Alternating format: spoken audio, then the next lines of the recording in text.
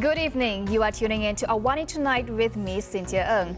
A year of intense hardship on the poor. We deep dive into UNICEF's latest report on families on the edge. And should COVID-19 screening costs be reduced? That's coming up.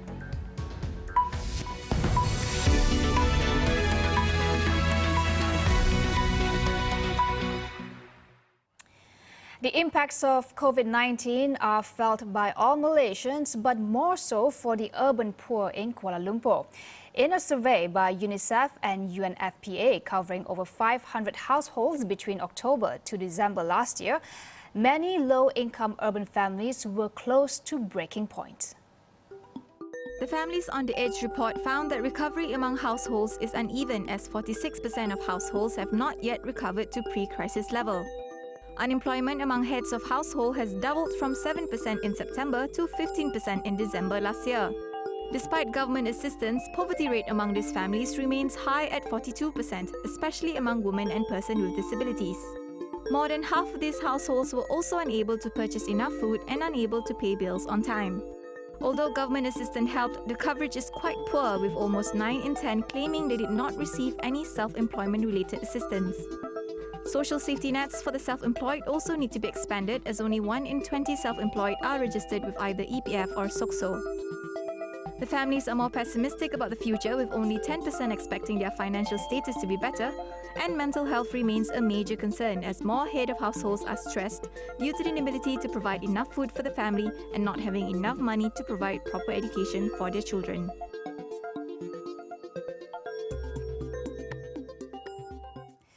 Female-headed households and households with people with disabilities are most impacted by COVID-19 based on the report. But with the end of the pandemic nowhere in sight, what would be the long-term impact if the situation worsens? So low-income families in Malaysia are now approaching almost a year of intense hardship and psychosocial pressure.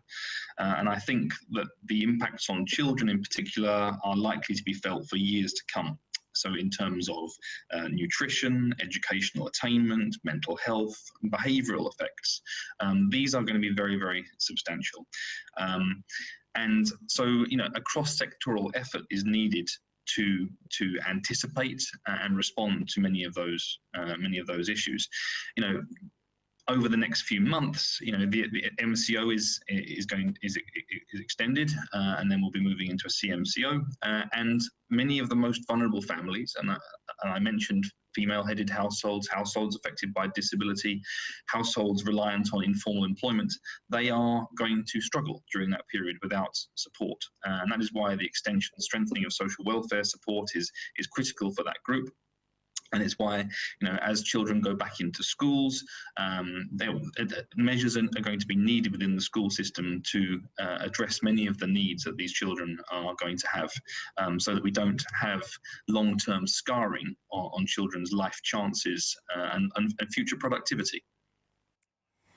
Evidences suggest that as the situation continues to worsen, a lot more needs to be done to prevent the vulnerable from falling through the cracks.